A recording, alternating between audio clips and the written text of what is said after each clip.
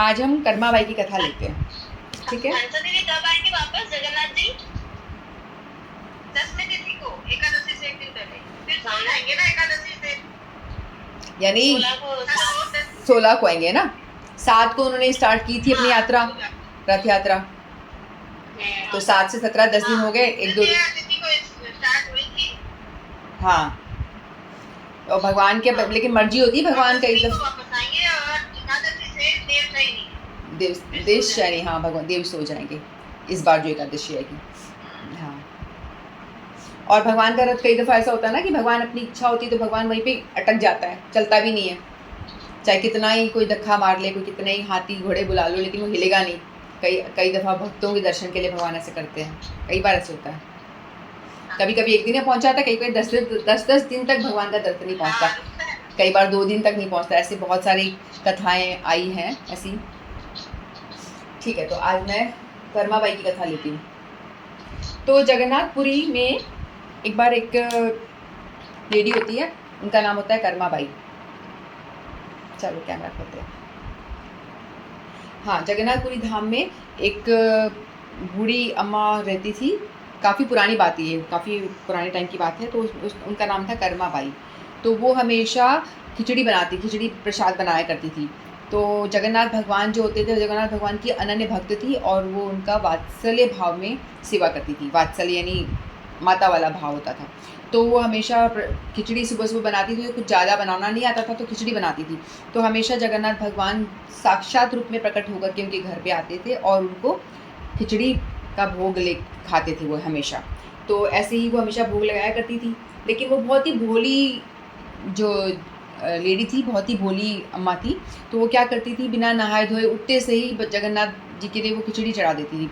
उनका ये भाव होता था कि भगवान को भूख लगी होगी, जल्दी से बना दूँ, भगवान को खिलाने में भगवान आ जाएंगे, लेट ना हो जाए मुझे। तो हमेशा बिना नहाए धोए बिना उठते से पहले खिचड़ी चढ़ा देती थी हांडी में।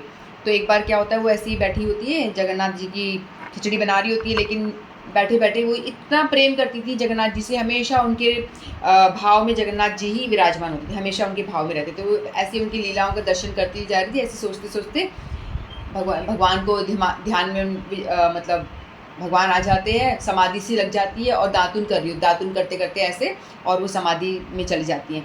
और वो भूल जाती हैं कि उन्होंने खिचड़ी चढ़ा रखी है और खिचड़ी जलने लग जाती है।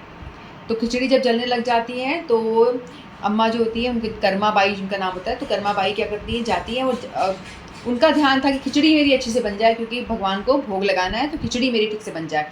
और दोबारा खिचड़ी बनाने का टाइम इतना था नहीं। तो उन्होंने क्या किया, दातुन कर रही थी तो दातुन का उल्टे तरफ का डंडा लिया उसने, दातुन को उल्टा करके उसी से उन्होंने खिचड़ी को हिला दिया, हांडी को। तो वहाँ से एक ब्राह्मण पास हो रहे थे, श्रेष्ठ जो ब्राह्मण होते हैं ना, वो निकल रहे होते हैं। तो वो कहते हैं, वो देखते हैं कि उनका आचरण, अरे ये क्या कर रही हो, ये कर्मा बाई को डांटते, तुम ये क्या कर रही हो, उसी हाथ से, जूठे हाथ से और उसी डंडी से तुम दातुन से खिचड़ी हिला रही हो, ये तुम क्या कर रही हो। तो उनको डांट लगाते हैं, बोलते हैं कि नहीं, मैं जगन्नाथ जी के लिए भोग बना, जगन्नाथ जी के लिए भोग बना रही हूँ, ऐसे भोग बनाया जाता है जगन्नाथ जी के लिए, जूठा बूठा करके। तो बोलती वो एकदम बिल्कुल सरल होती है अम्मा। तो कहती कि तो कैसे बनाते हैं, मुझे तो नहीं पता, मैं तो ऐसे ही बनाती हूँ। तो बोले कि तुम ऐसे नहीं बनाते, तुम सुबह जल्दी उठ करके स्नान करो पहले, फिर रसोई को बिल्कुल क्लीन करो, चौका लगाओ जहाँ प्रसाद बनाना है, और हांडी वगैरह सारे बर्तन अच्छे से मांजो। उसके बाद गोबर का चौका लगाओ ताकि कहीं छींटा वीटा लगे तो भी अपवित्र ना हो। दीवार के थोड़ा ऊपर ऊपर तक लगाओ ताकि जो भोग है वो अपवित्र ना हो, फिर बनाओ आप भोग।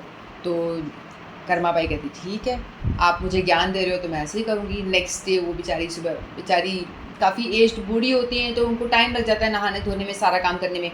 तो धीरे धीरे आती हैं, अपना सारा नहाती धोती हैं, किचन साफ़ करती हैं, गोबर का चौका लगाती हैं। उतने में भगवान तो आ जाते हैं सुबह सुबह जल्दी खाने के लिए। भगवान उठते से ही पहले खिचड़ी खाने आते हैं कर्मा बाई की। तो आकर के बोलते हैं, जल्दी कर माँ जल्दी। उनका नाम कुछ और होता है, एक्चुअली नाम कुछ और होता है, लेकिन वो बार बार भगवान आके ऐसे हमेशा बोलते थे, जल्दी कर माँ जल्दी कर माँ जल्दी कर माँ। तो उनका नाम ही कर्मा पड़ जाता है, तो नाम वैसे कुछ और होता है। तो कर्मा जल्दी कर्मा भगवान कहते रहते हैं। तो माँ तो उस टाइम अपना बिज़ी है, स्नान धान ये सब सफाई सफाई में बिज़ी, खिचड़ी बन नहीं पाई। तो फिर जल्दी जल्दी खिचड़ी बना के लाती है, तो भगवान भागते हैं और थोड़ा सा मुँह में डाला, उतने में मंदिर में घंटी टन टन टन बज जाती है। तो भगवान थोड़ा सा मुँह में डाला और भाग जाते हैं वापस कि मंदिर में वो जो पुजारी पंडा लोग बोलेंगे भगवान कहाँ गायब हो गए, भगवान नहीं दिखेंगे तो फिर हल्ला मचा देंगे। तो भगवान फटाफट खिचड़ी खाए बिना ही भाग जाते हैं फिर। तो फिर वहाँ जाकर ही खड़े हो जाते हैं, तो पुजारी वगैरह जो देखते हैं कि अभी तो हमने भगवान को उठाया है, तो भगवान के मुँह पे खिचड़ी कैसे लगी हुई है, थोड़ी सी खिचड़ी लगी होती है, क्योंकि वो खाते हैं और भाग जाते हैं फिर। तो बोलते हैं अभी तो मैंने उठाया, ये खिचड़ी का भोग कहाँ से खा लिया भगवान ने। तो पंडों को भी बड़ा आश्चर्य होता है, पुजारियों को, ये कैसे हुआ। फिर भगवान उनको बताते हैं कि तुम्हारे वजह से मतलब एक पता नहीं कौन सा ब्राह्मण आ गया और मेरी माँ को उल्टी सीधी पट्टी पड़ा के चला गया, और मैं रोज़ वहाँ पे जाता हूँ, कर्मा बाई के वहाँ जाता हूँ, हर रोज़ खिचड़ी खाता हूँ, लेकिन आज कौन ब्राह्मण आ गया और उसने पता नहीं क्या मेरी माँ को उल्टी सीधी पट्टी पड़ा के चला गया, और मैं खिचड़ी बना नहीं पाई, वो अपने नहाने धोने में व्यस्त हो गई। तो उसको बोलो कि उसको जा कर के मेरी माँ को कुछ उल्टी सीधी बातें ना बताए, उनको बोलो कि जैसे वो करती थी वैसे ही करे, और जाके उसको डांट लगाई। सपने में भी आके उनको खूब डांटा उस जो ब्राह्मण था, ज्ञानी था, वो ज्ञानी ब्राह्मण था जो विधि विधान का पालन करता ना, उस तरह से। तो उस तरह से वो करता था अपना प्रॉपर विधि विधान का पालन करना, अच्छे से नहाना, शुद्धता, वो ज्ञानी भक्त था। तो उसके हिसाब से वैदिक भक्ति बिल्कुल सही है। लेकिन जो कर्मा भाई है वो भक्त है। भक्ति में ये सब चीज़ों का वो नहीं होता, भक्ति में आपका भाव प्रधान होता है कि आपका भाव कितना श्रेष्ठ है, वो ज़्यादा प्रधान होता है। आप ये विधि विधान फॉलो कर रहे हो कि नहीं कर रहे हो, लेकिन इनिशियली तो करना पड़ेगा, लेकिन हमारी लेवल वो बहुत टाइम लगता है उस तरह का आने, हमारी नहीं है। वो जो उनका जो भाव था वो बहुत ही गहरा भाव है, वो लास्ट में विधि विधान करने के बाद में बहुत जन्मों तक यदि आप करते हो ना भक्ति, उसके बाद आपका ये भाव जो होता है प्रगाढ़ गाढ़ा होता है, उससे पहले आपका भाव इतना पुष्ट नहीं होता है। तो कर्मा भाई का वो बिल्कुल भक्ति में बिल्कुल वात्सल्य भाव बहुत ही गाढ़ा था। तो फिर वो जाके ब्राह्मण बताते हैं उसको, पंडित लोग जाके बताते हैं कि ऐसी ऐसी बात है, जगन्नाथ जी ऐसे बोल रहे हैं। तो उनको भी डांट पड़ती है बहुत ज़्यादा। तो वो कहते हैं माता के पास में वापस आते हैं कि साष्टांग प्रणाम करते हैं, हे कर्मा बाई आप श्रेष्ठ हो, मैं गलत था, आप तो जैसे भगवान को सेवा करती हो वैसे ही करो, नहीं तो भगवान मुझ पर रुष्ट होंगे, मुझ पर क्रुद्ध होंगे, मुझे डांटेंगे। तो आप जिस तरह से आप अपनी भगवान के लिए खिचड़ी बनाती हो उसी तरह से आप बनाएं और उसी तरह से भगवान को भोग लगाएं। तो कर्मा बाई ने दोबारा से वैसी खिचड़ी बनाना स्टार्ट कर दी उठते से, क्योंकि उसको पता है ना कि उनका बेटा, जैसे हमारे घर में छोटे छोटे बच्चे होते हैं तो हम माँ ऐसी सोचती है ना कि बेटे को पहले भोग लगा दे, अपने बच्चे को पहले खाना खिला दे, वो भूखा ना रहे, काम बाद में कर लेंगे, पहले भगवान उसको खिला दे, दूध वगैरह पिला दे। तो सबसे पहले माँ घर में हम ऐसे ही तो करते हैं, अपने बच्चों के लिए उठते से पहले कुछ बना देते हैं कि चलो पनीर पराठा बना दिया है, कुछ बना दिया बच्चे के लिए, ताकि वो उठते से खा ले, वो भूखा ना रहे, ऐसे होता है ना। तो इस तरह से कर्मा बाई भी उनका भाव भी यही था कि मेरे छोटा सा बेटा आएगा वो भूखा ना रह जाए। तो दोबारा से उन्होंने ऐसे ही स्टार्ट कर दिया। फिर एक बार क्या होता है, कर्मा बाई की मृत्यु का टाइम आता है, तो कर्मा बाई अपना देह का त्याग कर देती है। तो फिर बाद में जगन्नाथ भगवान फिर मतलब कर्मा बाई भोग लगाती थी ना उस तरह से, तो जगन्नाथ भगवान उनके लिए रोते हैं, उनके आंसू लोगों ने देखे कि भगवान की मूर्ति में से आंसू निकल रहे हैं, विग्रह में से, मूर्ति नहीं कहते, विग्रह में से आंसू टपक रहे हैं। तो पंडों ने पूछा आप क्यों रो रहे हो आज।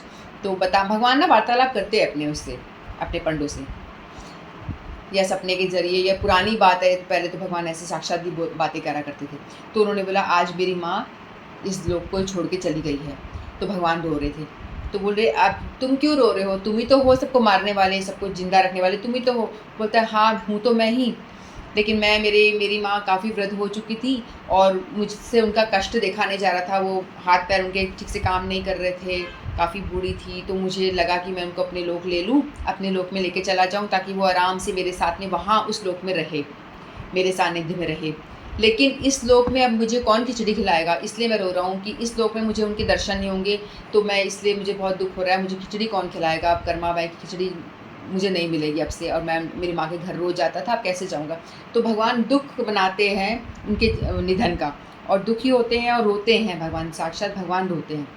तो फिर पंडों ने कहा कि अरे वो इतनी अच्छी भक्त थी, तो हम आपको एवरीडे खिचड़ी का भोग लगाएंगे, कर्मा बाई को याद करके, उनके नाम की खिचड़ी की थाली हम आपको रोज़ ऑफ़र करेंगे। तो आज भी ऐसा होता है जगन्नाथपुरी धाम में, कर्मा बाई की खिचड़ी सबसे पहला भोग कर्मा बाई की खिचड़ी का ही लगाया जाता है।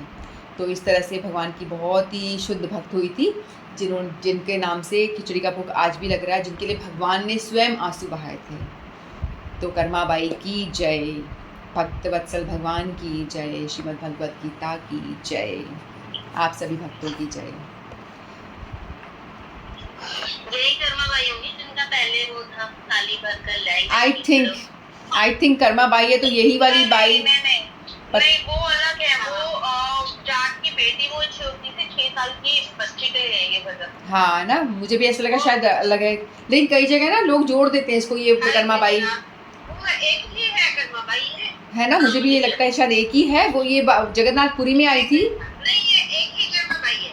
अच्छा अच्छा, वो फिर खाटू श्याम जी के लिए भी बोलते हैं। ये क्या पहले जब छोटी थी कर्मा बाई, नहीं सैडो वो ये छोटी थी या नागौर के पास में, जो कुचामन सिटी के पास में कालवा गांव की, तो उसके माता पिता ने इनने शादी नहीं की थी, और जो उनके जब पूजा के लिए वो पुष्कर जा रहे थे, वो इससे पहले की कहानी है। एक बार वो पुष्कर गए तो उन्होंने कर्मा बाई की सेवा छोड़ के, वो भी वैष्णव भक्त थे और व्यापारी थे, तो छोड़ के गए कि कर्मा सेवा करेगी भगवान जी की। तो उस समय वहाँ राजस्थान में बाजरे का सिस्टम है, तो माँ उनका बाजरे का कूट के खिचड़ा के लिए बना के नहीं गई, लेकिन तैयार करके गई। तो कर्मा वो खिचड़ा वहाँ राजस्थान में लोग अपने घर पे चढ़ाती थी, तो भगवान भोग नहीं लिया, तो खेलती कूदती उसमें ऐसे कर्मा बाई को लगा कि अरे वापस देखा तो सारा भोग तो रखा है, तो बोला कि अरे मेरे माँ बाप जो मम्मी है वो डांटेंगे मेरे को, मेरे माता पिता, कि आपने मेरा भोग नहीं लिया, स्वीकार ही नहीं किया, क्या कमी रह गई। तो इस प्रकार उन्होंने खिचड़ी रखी। फिर धीरे भगवान ने बोला कि पट्टा तो लगाया नहीं है, कैसे भोग ले लूंगा, वो बच्ची थी उस टाइम छोटी। फिर जैसे उनका कर्मा भजन में आता उसी प्रकार से उन्होंने पट्टा किया, तो भगवान ने थाली खाली कर ली। और उस टाइम तक पुष्कर में पैदल सब लोग जाते थे, जाए आए वापस आए, तब तक मैं वो हमेशा ऐसे ही भूख लगाती है, भगवान आराम से खिचड़ा खा लेते थे। फिर जब माता पिता आए तो पूछा कि तुमने भोग लगाया, कि हाँ हाँ भोग लगाया, आराम से भगवान जी ने भोग लिया। तो माता पिता आश्चर्य करने लगे कि कैसे भोग ले लिया ऐसे, आज तो और भोग लगा हमारे सामने, हम भी देखते हैं। तो उन्होंने देखा तो सही में थाली बिल्कुल खाली, और भगवान तो आराम से बालक की तरह बढ़ते वैसे, उनका नाम जीवन राम पिता, उनके पिता का नाम, बढ़ते वैसे जाके उन्होंने जरा से देख भगवान तो बालक की तरह उठे होके और खा रहे आराम से। अरे वो तो उनकी आंखों से आंसू आ गए, भगवान के आगे वो बिल्कुल दंडवत प्रणाम, और बेटी के आगे, बेटी हमारी सेवा तो कुछ ही नहीं है, तो भगवान का रूप हो, तुम्हारे हाथ में भगवान ने इतनी ऐसी सेवा स्वीकार की और तुम्हें दर्शन दे दिए। फिर कर्मा बाई ने शादी नहीं की, उसके माता पिता जब नहीं रहे तो वो जगन्नाथपुरी चली गई, है ना, उसके बाद वही सेवा करती थी। हाँ मुझे भी यही लगा कि वो के लिए मुझे भी ऐसे ही था। तो वृद्धों के लिए कोई नियम नहीं होता है, अभी भी नहीं है कोई शुद्धता का है, दूसरा कुछ नहीं। वृद्ध लोग फिर हो जाते हैं तो उनके लिए नियम नहीं है, वो अपने हिसाब से जैसे करे वैसे कर सकते हैं। हरे कृष्णा। बहुत सुंदर कथा सुनाई आपने, आगे वाली सुना दी, मैंने पीछे वाली सुना दी। मुझे भी यही था कि दोनों सेम ही है, क्योंकि कर्मा बाई, बाई राजस्थान में बोलते हैं ना, फिर आगे वो और वैसे वहाँ पे ये भी कर्मा, जल्दी कर्मा, ये भी कथा में ये भी आता है।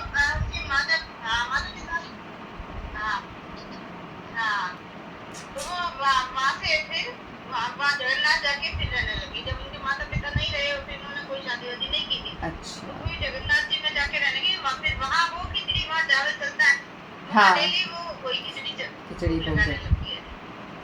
हाँ जी रीना जी, मंदिर का वो आगे वाली वही कहानी है। हरे कृष्णा। हरे कृष्णा, हरे कृष्णा। हरे मछली जी, हरे कृष्णा। मैंने एक दिन पढ़ा था कि कर्मा बाई का जब नाम आ रहा है तो आपका उसमें कर्मा बाई की पर जो वो मछली का भी भोग लगाती है ना, ये राइट है या रॉन्ग है? नहीं, मछली का नहीं, भगवान मछली थोड़ी खाते हैं। नहीं, एक मछली का भी है, इसमें कोई पार्ट है जो वो गलती से बना के लेके चली जाती है, लेकिन वो खिचड़ी में परिवर्तन हो जाता है। नहीं, इसमें तो नहीं है, कोई और कहानी होगी। ये मुझे नहीं पता, ये वाली हाँ, ये भी जगह राम मंदिर का भी कहानी है, मतलब कि मैंने पढ़ा है, मैं शेयर करूंगी।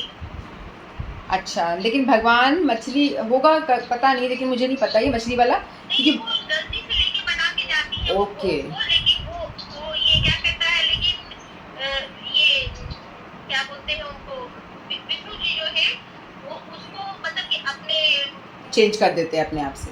हाँ उसको चेंज कर देते हैं मतलब कि, तो एक दूध की जरूर कहानी है, दूध चढ़ाते हैं उसमें जरूर है कि वो उसमें से पानी मिलाती है दूध में, तो सागर में से उसका पानी मिलाती है, उसके साथ में मछली आ जाती है।